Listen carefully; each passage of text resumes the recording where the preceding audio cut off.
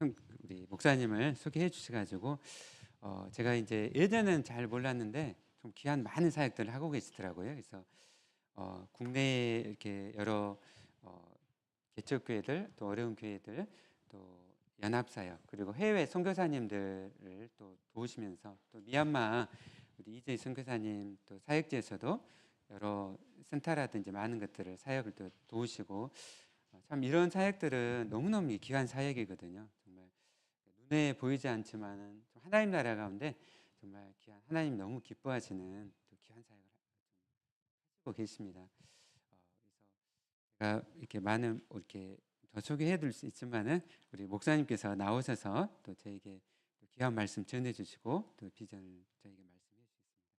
이승희 목사님 우리 앞으로 나오실 때 큰 박수로 우리 환영하도록 하겠습니다.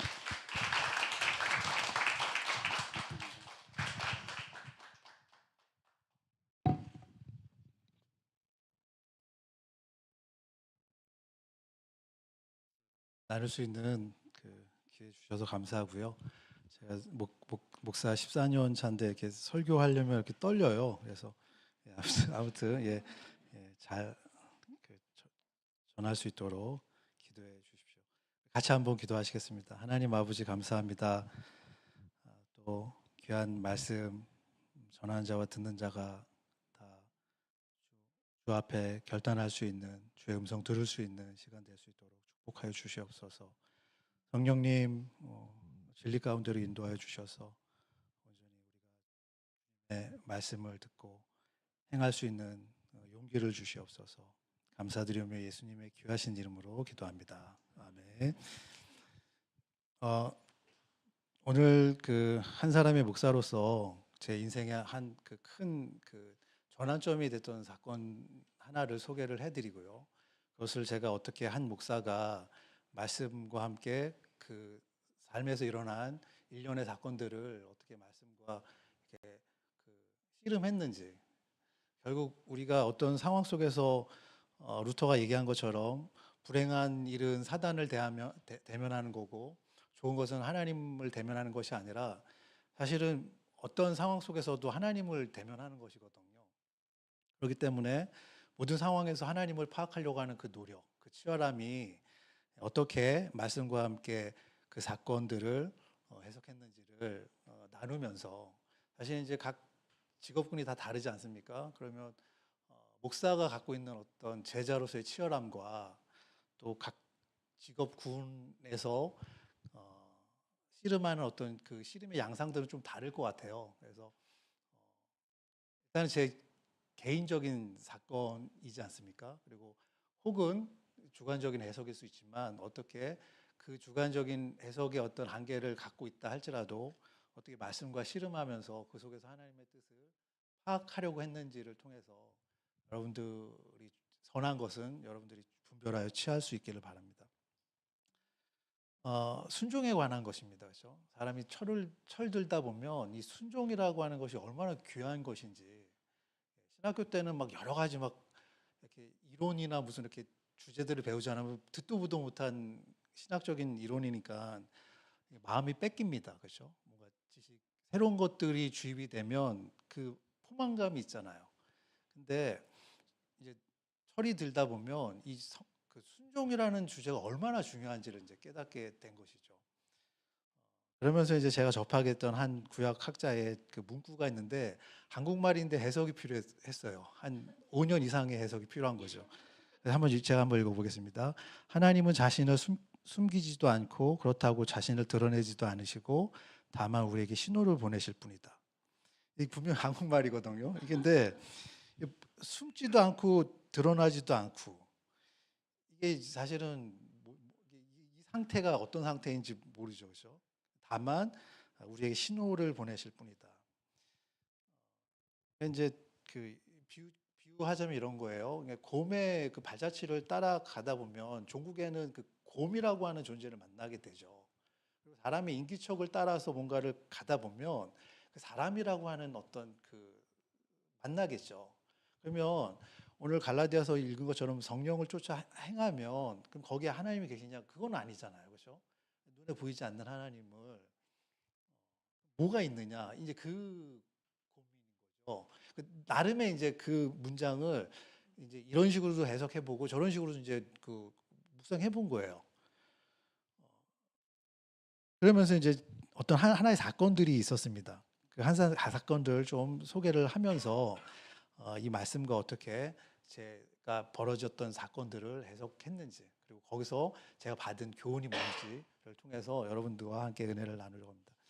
저는 개척교회만 다녔어요. 개척교회가 뭐 개척교회를 하면 이제 성도들이 한 10명 미만이고, 제가 이제 중고등부, 유초등부를 맡았으니까 2명, 3명 그렇게 이제 사역을 했습니다. 근데 이제 두 번째 교회인데 목사님이 사역을 잘 하셨는데 이분이 이제 학자 스타일이신데 목회를 너무 힘들어하시는 거예요. 설교만 하시면 좋은데 목회가 그 설교만 할 수 있는 게 아니잖아요. 뭐 전체적인 걸 다 아우러야 되는, 그게 너무 힘드셨던 것 같아요. 갑자기 사임을 하셨습니다. 그럼 뭔가 그 리더의 어떤 구심점이 사라진 거예요. 저하고 이제 남자 전도사님 한 분 계셨는데 이제 그 둘이 이제 뭔가를 설교도 분담을 해야 되고 그런 상황이 된 거예요. 그래서 이제 교회를 위해서 기도를 하고 있는데 갑자기 이제 떠나라는 감동이 있었습니다. 저희 아내하고 이제 같이 저녁에 자기 전에 기도를 했는데 갑자기 떠나라는 감정이 있어서 저희 이런 경험을 처음 겪는 거죠. 음성도 아니고 뭔가 마음에 그런 거 있잖아요. 하얀 화선지에 먹물 떨어지면서 확 퍼지는 그 느낌. 그래서 눈을 떴는데 저희 아내도 눈을 뜨는 거예요. 떠 있는 거예요. 그래서 왜 기도 안 하고 눈 떠 있냐. 그러니까 같이 뭔가가 온 거죠. 그러니까 출처불명의 무엇. 예. 근데 지금 제가 떠날 수 있는 상황은 아니었죠. 그러니까 떠나야 될 상황보다 있어야 될 이유가 더 많았던 상황이었는데 그런 감동이 있어서 일단은 기도를 했습니다. 하나님께서 만약에 떠나신 게 하나님의 뜻이면 우리가 좀 더 기도를 해보자. 그리고 이제 한 달이 지났습니다. 한 달 지나고 난 다음에 계속 그런 부담이 있었던 거예요. 그래서 하나님께 얘기를 했죠. 저희가 이 얘기를 했을 때에 이런 일련의 감동들을 얘기했을 때에 장로님과 성도들이 그것들을 하나님의 뜻으로 받아들이고 그것들을 흔쾌히 여기시면 하나님의 뜻으로 알겠다고 하고 이제 적정한 기간을 기도하고 이제 말씀을 드렸는데 너무 흔쾌히 떠나게 하신 것입니다. 그래서 그러면 떠나면 분명 뭔가 하나님이 떠나라고 했을 때는 뭔가 또 가라고 하는 사인이 있잖아요. 근데 하나님 또 그렇게 일하시지 않더라고요. 그러면서 여기서 이제 그 메인 그 메시지 가지치기입니다. 가지치기. 그래서 우리가 갈대아 우르를 떠나라고 했을 때에 저는 그렇게 생각했어요. 늘 미래에 대한 것들을 기대를 하잖아요. 근데 성경은 분명히 본토 친척 아비의 집, 이건 굉장히 구체적인 겁니다. 근데 우리는 거꾸로 기대를 해요. 그러니까 결별해야 될 것들은 결별했다 치고 예. 앞으로 나아가야 될 어떤 불확실성에 대한 것들을 명확하게 일종의 그런 땡깡이죠. 예. 근데 분명히 결별해야 될 것들은 굉장히 구체적으로 얘기합니다. 본토, 친척, 아베 집. 근데 그거는 그냥 일단 해결했다 치고 하니까 이게 뭔가 엇박인 거죠. 근데 저는 그 당시만 해도 그런 생각이 있었어요. 그렇죠? 예. 강조점이 거기에 있었던 거죠. 그 사실은 하나님이 이거를 건드리고 있었던 거를 그때는 감지를 못했던 것입니다. 떠났는데 이제 하나님께서 뭔가 그럼 새로운 데로 보내시려나 이렇게 기대를 하고 있었는데 한 달이 지나고 두 달이 있고 석 달이 지났는데 아무런 게 없는 거예요. 그럴 때 이제 굉장히 불안해지는 것입니다. 그래서 한참 뭔가를 배워야 되는 그 때에 뭔가 시간이 계속 늘어지잖아요. 그래서 이제 총신대 게시판에 이제 뒤적이는 거죠. 게시판에 또 뭐가 없나. 예, 이제 지원을 해야 되니까요. 근데 저희 아내가 대뜸 그러는 거예요. 저기 서울에 큰 교회 청년부가 났대요. 근데 그 얘기를 하면 다 아는 교회예요. 큰 교회, 서울에 큰 교회인데 거기 청년부가 났다는데 제가 그랬어요. 그건 아니지.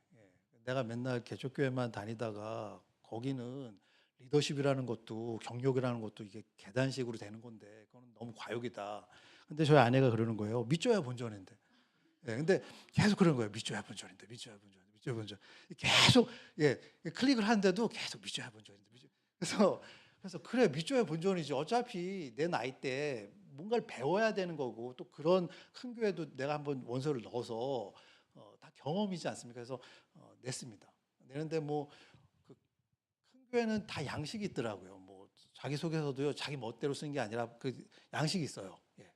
그리고 뭐 건강 진단서 뭐 그다음에 학부 대학원 그 성적표 그다음에 설교 3편 그다음에 뭐 교수 그다음에 목사님 뭐 해가지고 추천서 3명 그 준비하는데 한 보름 지났거든요. 그래서 준비하면서 그러는 거죠. 아니 믿져야 본전에도 이거는 내가 그 붙을 것도 아닌데 왜 이런 쓸데없는 짓 하나 이런 생각 계속 들면서 일단 했습니다. 그리고 이제 냈어요. 냈는데 설교도 이제 대편인데 한 편만 냈어요. 예. 어차피 붙을 거는 아니니까. 그래서 냈는데 냈는데 아무튼 예 냈는데 연락이 왔어요. 연락 와가지고 이제 면접을 보라는 거죠. 그래서 아 면접은 다 보는 거지, 그렇지. 그 지원을 했으니까 당연히 면접 봐야지. 그래서 이제 그 저를 추천해 주신 분 중에 그 백석의 한 교수님이 계셨습니다. 그래서 제가 그 면접을 보게 됐습니다. 얘기하니까요. 그러는 거예요. 야 임마 너 면접 봐 그러는 거예요. 그래서 아니 왜요? 그러니까 본인이 유학을 끝내고 그 교회에 동사 목사를 지원했는데 본인이 면접도 못하고 서류 지원령에서 빠꾸 맞았다는 거예요. 그래서 예. 아니 추천을 해주셨으면서 저거 예, 당연히 붙을 거라고 생각하고 써주셔야지. 예. 그래서 살짝 기분이 그랬어요. 그래서 이제 상황이 좀 심각해진 거예요. 저는 날 왜 뽑지? 이런 생각이 드는 거죠. 일단 그래서 이제 갔어요. 토요일 날 이제 몇 시에 오라고 해서 갔는데 그 서울 지역을 제가 처음 가는 거예요. 그래서 너무 긴장해서 한 2시간 전에 갔는데 너무 긴장을 한 거예요. 그래서 뭐 돌아다니고 있는데 저희 아내가 전화가 왔습니다. 그러니까 뭐 강에 그 두고 온 아이처럼 걱정이 된 거죠. 그래서 기도를 했는데 그러는 거예요. 무조건 할 수 있다고 얘기하라고 했다고. 그래서 제가 화를 냈습니다. 아니 여봐 그런 신앙은 올바른 신앙이 아니. 아니 뭘 무슨 질문을 받는 줄 알고 무조건 할 수 있다고 하냐. 예. 근데 본인이 기도하는데 하여튼 무조건 할 수 있다고 했대요. 그래서 아니 그거는 제가 화를 냈어요. 아니 그거는 당신이 너무 붙기를 원하는 마음에서 지금 뭔가 사고가 있다. 그래서 그럴 얘기 할 거면 끊어라 해서 이제 끊었습니다. 그리고 이제 서성이다가 면접 봤는데 면접을 보는데 와 그런 면접 처음 본 거예요. 그러니까 한 사람을 앞에 두고 원탁인데 한 7명이 앉으신 거예요. 그래서 여기는 이렇게 한 부서 7명을 하나 해서 그냥 그때 이제 벌써 경직이 된 거예요. 예. 경직되고 근데 그 이력서가 딱 2줄인 거예요. 예, 딱 2줄. 자기소개서도 뭐 6장인가인데 2장 쓰고. 이게 기분이 안 좋은 거예요. 지금 상황이 지금 표정이 다 안 좋은 거예요. 근데 아닌 게 아니라 그 질문이 굉장히 공격적인 질문을 하는 거예요. 예. 팀사역인데 팀사역을 해본 적이 있냐?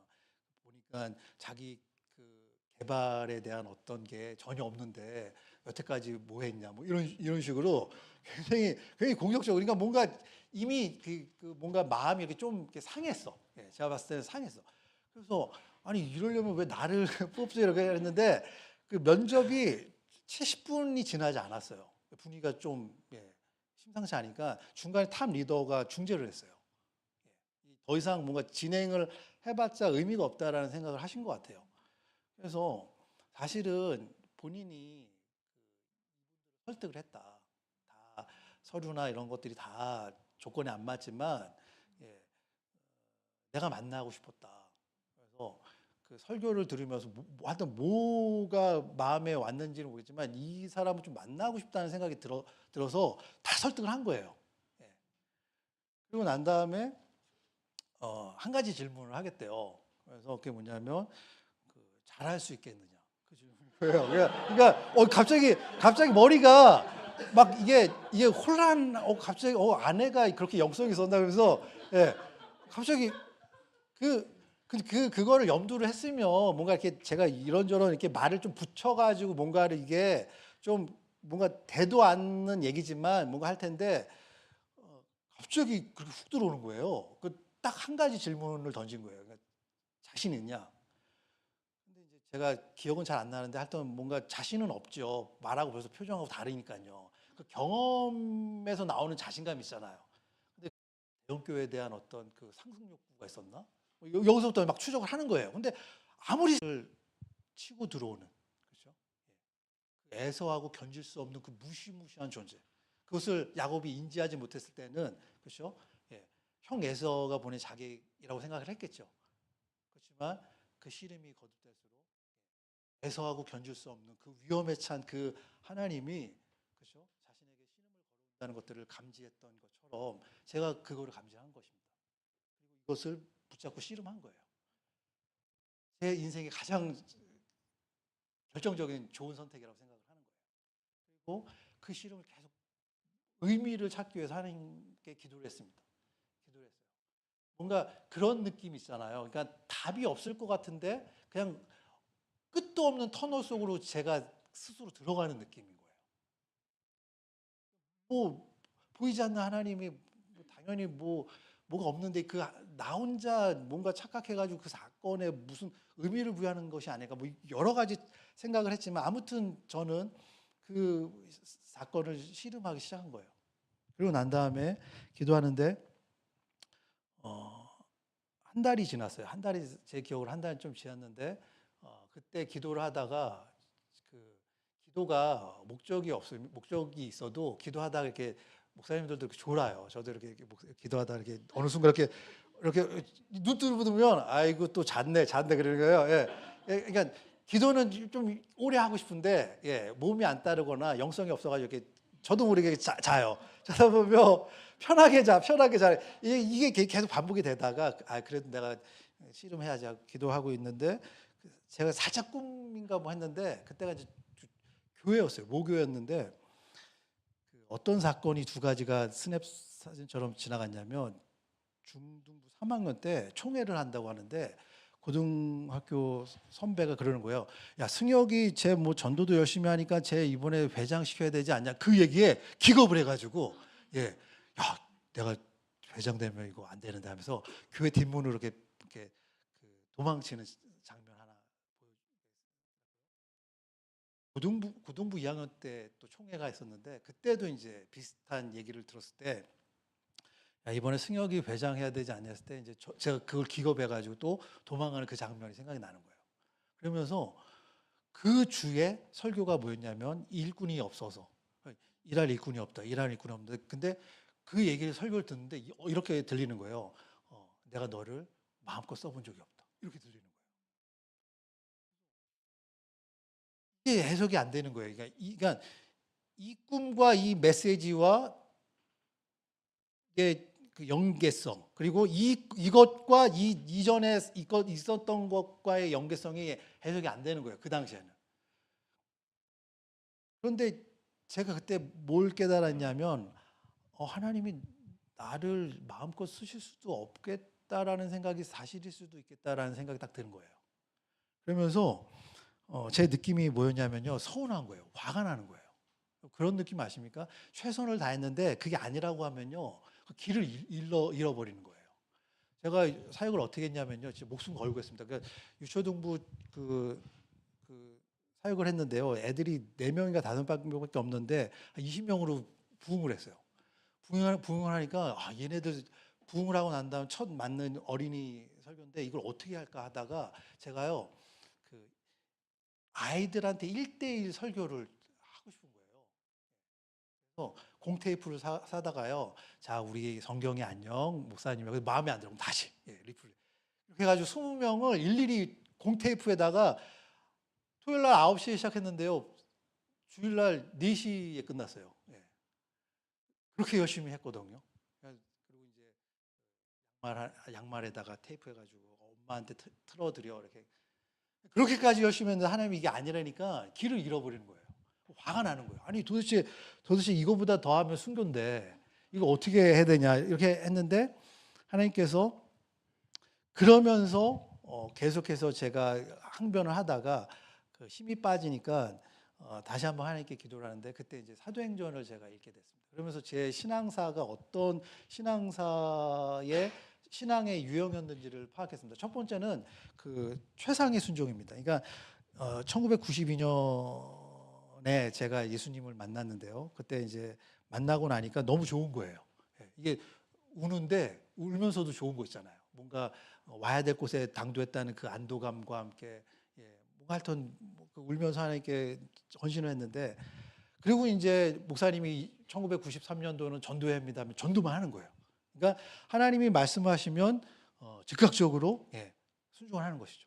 근데 문제는 뭐냐면요. 이 최상의 순종은 언제나 그 생명의 열매와 사망의 열매가 같이 그 자라는 그러니까 자기 의라고 하는 함정이 있는 것이죠. 그러니까 왜 장로님은 담임 목사님이 올해는 전도회라고 했는데 왜 전도 안 하실까? 이런 게 보이는 거예요. 그러니까 계속 문제가 계속 뭔가 부딪히는 거예요. 그 당시에 제 신앙의 주변 사람들은 굉장히 힘들었겠죠. 그죠? 저는 모르고, 그죠? 근데 이제 계속 갈등을 하다 보니까 제가 나름대로 넘도 살고 나도 사는 순종의 형태가 그 최선의 순종인 거죠. 주어진 상황에서 내가 할 수 있는 만큼. 근데 이 최선의 순종은 신앙과 동요는 아니잖아요. 그렇죠? 최선이라고 하는 가치가 굉장히 중요한 것이지만 그것은 그 신앙과 동요는 아니죠. 그리고 죄성을 가지고 있는 사람의 최선이 과연 최선인가라고 했을 때에 사실은 그 최선이라고 하는 것은 고무줄 같이 그 기준이 나에게 있기 때문에 자기 만족스러운 것도 있고 자기 기만적인 것도 있는 것이죠.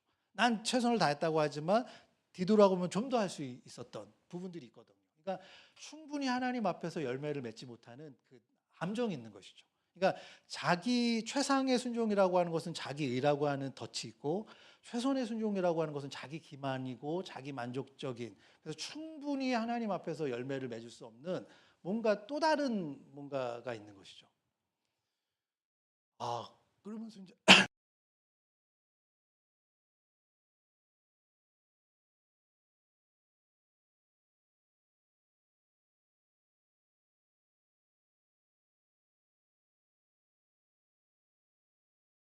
것은 최상의 순종도 아니고 최선의 순종도 아닌 최적의 순종이라는 것을 깨닫게 됐습니다. 그러니까 하나님이 원하는 것을 하나님이 원하는 때에 순종하는 것이죠.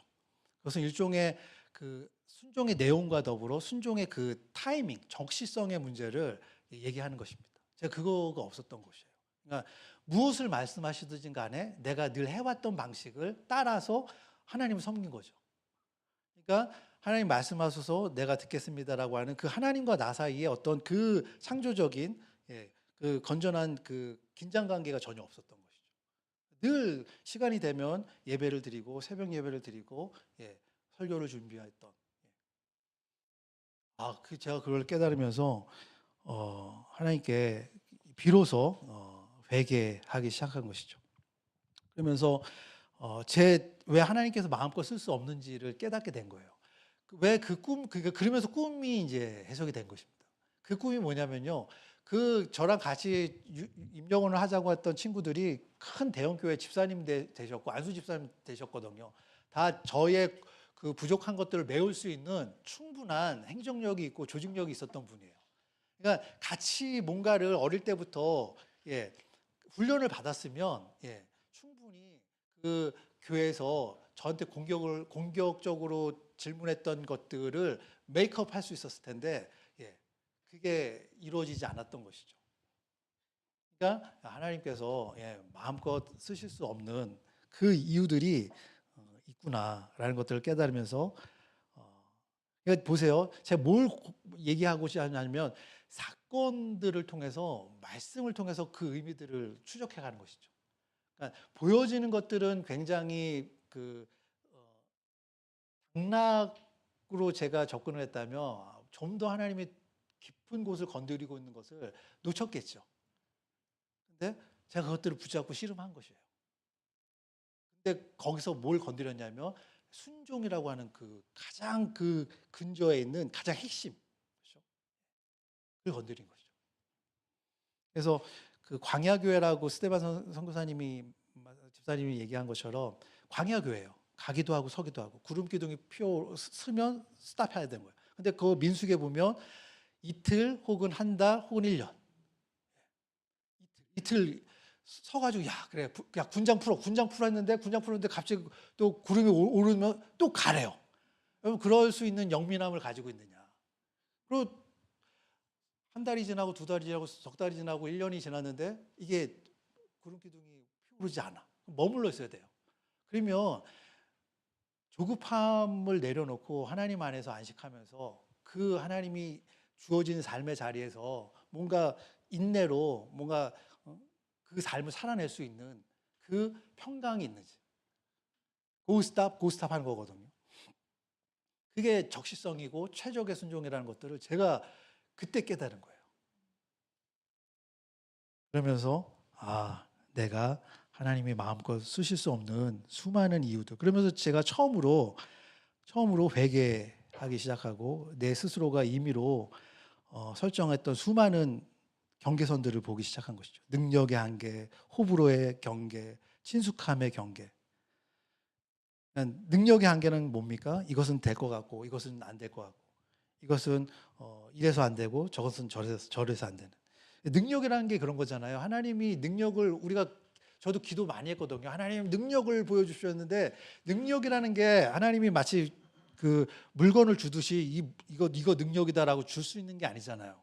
능력이라고 하는 것은 하나님의 능력을 발휘할 수 있는 무대를 필요로 하는 거잖아요. 그러면 그 무대로 하나님이 초대를 하는 거예요. 왜냐하면 뭐 효도르나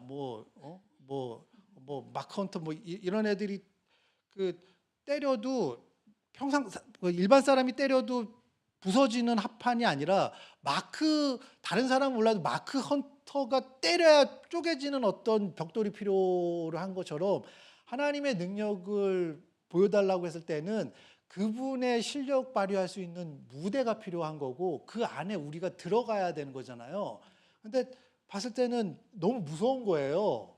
그러니까 주님 여기서 능력을 구현해 달라고 하는데 여기서는 자꾸 섞이는 거예요. 내 능력과 하나님에게 자꾸 섞이는 거죠. 그래서 하나님이 그 불가능의 무대로 이렇게 초대를 하시는데 우리가 응할 마음이 없는 거죠.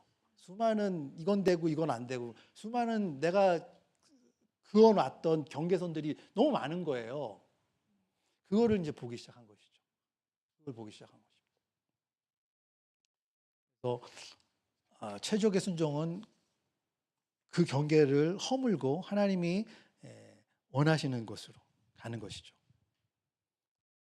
그래서 때로는 그 신호를 보내신다고 하는 그 말이 진짜 맞는 것 같아요. 하나님은 자신을 드러내지도 않고 숨지도 않고 신호를 보낸 거예요. 최초 어떤 신호죠? 기억나세요? 미쳐야 본전인데, 예, 그거죠. 마치 사람의 권하는 말처럼, 스쳐 지나가는 바람처럼, 희미한 불꽃처럼. 그래서 나는 더듬어야 되고, 우리 가운데 거하시기 때문에 그래서 환대해야 되고, 그렇죠? 스쳐 지나가는 사람의 권하는 말처럼 다가오는 거예요. 희미한 불꽃처럼 오시기 때문에 더듬어 찾아야 되는, 그래서 마음을 다해서 뜻을 다하고 성품을 다하는, 이거는 당위가 아니라 하나님을 쫓을 때에 반드시 필요한 요소인 거예요. 마음을 다하고 뜻을 다하고 성품을 다해 그리스도 안에서 너에게 주어진 그 자유를 발휘하여 책임감 있게 그 사건들을 해석하고 결단하고 그것에 책임지는 삶. 왜냐하면 하나님이 모든 삶의 주권이라면 그 하나님의 그 주권이 미치는 모든 삶의 영역 속에서 나는 하나님을 파악해야 되는, 그렇죠? 예. 그것은 가능하냐? 가능하고 안 구하는 게 문제가 아니라 이것은 하나님을 만난 자의 그냥 본능이에요. 이끌림인 거죠. 이게 하나님과 씨름하는 것이죠. 우리겐 몰트만이라고 하는 독일 신학자가 그 차짓한 수용소에서 감옥에 갇혔을 때에 그 죽음의 그 그림자가 수시로 엄습했을 때에 그가 떠올렸던 구절이 야복강가에서 하나님과 씨름하는 자로 나타나시는 거예요. 그 말씀이 그 성경의 텍스트 앞에 펼쳐져 있는 그 현실, 그게 무엇입니까? 에서하고 견줄 수 없는, 히틀러가 견줄 수 없는 그 무시무시한 분이, 처음에는 이 싸움이 히틀러와의 어떤 싸움이라고 생각했지만 그 너머에서 우리와 씨름하러 다가오시는 그 하나님의 엄중한 그 접근을 그가 경험한 것입니다. 그리고 그 죽음의 공포까지도 압도할 만큼 그 텍스트 앞에 펼쳐져 있는 하나님의 세계를 본 거예요. 이게 그러한 말씀에 진중함이 있어야 됩니다. 그 말씀을 붙잡고 씨름했을 때. 그래서 제가 그랬습니다. 하나님, 그때 하나님이었죠. 제가 속으로 물어봤어요. 하나님 뭐랍니까? 점점점 그러죠. 아무 얘기 안 하는 거죠. 신호만 보내. 점점. 그렇지만 제가 얘기했어요. 아니야, 하나님이었어. 하나님은 우리 안에 역사하시기 때문에 우리는 그 내면의 음성을 들어야 되고, 또 하나님이 기록된 말씀을, 이 최종 말씀을 주셨기 때문에 우리는 그 말씀을 묵상해야 되고, 또 우리 하나님은 우리 뒤에 안위하시는 분이기 때문에 어떠한 백지수표를 냈을 때에 우리는 믿음의 액션을 취해야 되는 것이고요. 또 하나님은 우리 가운데 계시기 때문에 우리는 다른 사람들을 환대하고 경청하고 스쳐 지나가는 권면의 말에 귀담아드리고 겸손해야 되는 것이죠. 그리고 궁극적으로 하나님은 우리의 너머에 계시기 때문에 그 판단은 우리의 몫이 아닌 거예요. 그래서 하나님이셨죠? 라고 하지만 하나님이 얘기하지 않습니다. 아니야. 그럼에도 불구하고 하나님이었어 라고 그 최종 마침표는, 이 사건의 궁극적인 마침표는 하나님이 내리실 것입니다. 처음에 제가 질문을 했죠. 곰을 발자국하면 곰이 나타나고요. 사람의 인기척을 따라가면 사람이 나타나지만, 그럼 하나님 성령을 쫓아 수신호를 따라가면요, 없어요. 여기 수신호가 있어서 갔는데 없어요. 어디지? 가요. 이게 소위 욕망의 변증하고 비슷한 것입니다. 가면 내가 원하는 것들을 추구하는데 거기는 없어요. 근데 나도 모르게 그렇게 따라가다 보면 나에게 없었던 넉넉함, 온유함, 그다음에 의연함, 당당함, 이런 것들이 생기는 거예요. 이게 성령의 열매인 것입니다. 따라 행하는 것이죠. 그것을 제가 깨닫게 됐습니다. 얼마나, 그래서 제가 이거 깨닫고 난 다음에, 우리 주님 만나고 난 다음에 대부분 그러잖아요. 질문할 10대로 가고, 저는 10대로 가고 싶지 않아요. 이거 모를 수도 있잖아요. 이거 이 주님 만나고 이렇게 동행하는 삶이 이거를 모를 수도 있으니까 이거 깨닫는 이 순간이 좋다. 지금이 행복하다. 오늘 본문을 볼게요. 마무리 짓겠습니다. 미가서에 뭐라고 합니까? 내가 무엇을 가지고 여호와 앞에 나아갈까? 높으신 하나님께 경배할까? 내가 번제물 1년 된 송아지를 가지고 그 앞에 나아가. 여기 계속 내가 계속 나오죠. 나. 그렇죠? 사람아, 주께서 선한 것이 무엇인지를 내게 보이셨나니 여호와께서 내게 구하시는 것은 오직 공의를 행하며, 그렇죠? 공의를 행하고 또 인자를 사랑하고, 그렇죠? 자비와 긍휼을 사랑하고 겸손히 내 하나님과 함께 행하는 것이 아니냐. 말씀을 맺겠습니다. 우리가 어린아이 때는요, 신앙을 오감으로 배운 것 같아요. 제가 유치원 때 기독교 유치원을 다녔는데요, 맨 마지막에 간식을 줍니다. 간식을 줄 때요, 막 마지막이니까요, 집에 갈 때 막 떠들어요. 애들이 그냥 마지막 갈 때는 막 떠들어요. 막 떠들다가, 자, 우리 간식 먹지, 기도 손하면요, 갑자기 일거에 조용해져요. 그리고 눈을 감으라고 하면요, 진짜요, 갑자기 시끄럽다가 눈 감고 이렇게 기도를 하면요, 진짜 하나님이요, 위에서 임하시는 것 같아요. 그런 거 느끼지 않았습니까? 오감으로 경험하는 거, 하나님을 진짜 오감으로 경험하는 거예요. 이게 맞는 것이죠. 초등부 때 여름 성경학교 하면 예수님 손 옆에 남자아이, 여자아이 손잡고 가는 건데, 이런 식으로 교육을 받는 거죠. 그러니까 어떤 상상력을 자극하는 거죠. 근데 우리가 청년이 되고 전혀 다른 세계관과 부딪히면서 보이는 것을 추구하는 이 세상 속에서 보이지 않는 하나님과 동행한다는 것들에 대한 수많은 어떤 설명이, 좀 더 책임감 있는 설명이 필요로 하는 것이죠. 마치 돌을 던졌는데 어떤 파장을 일으키기 위해서 돌을 던졌는데 파장 없이 돌만 가라앉는 느낌인 것이죠. 그래서 이 부분에 있어서 굉장히 많은 설명들이 필요로 하는 것이죠. 그래서 여러분들 그것들을 고민할 수 있기를 바랍니다. 하나님과 함께 동행하면서 이 말씀과 씨름한다는 것이 어떤 것인지, 예, 이것이 굉장히 중요한 것입니다. 하나님 나오실 때까지 우리 같이 한번 이 말씀 붙잡고, 하나님, 나의 생애가 어떠한 순종이었는지를 다시 한번 돌아보시고, 내가 어떻게 하나님의 말씀 앞에 씨름하면서 하나님과 동행했는지를 되돌아보면서 우리 같이 한번 기도했으면 좋겠습니다. 우리 같이 한번 기도하겠습니다.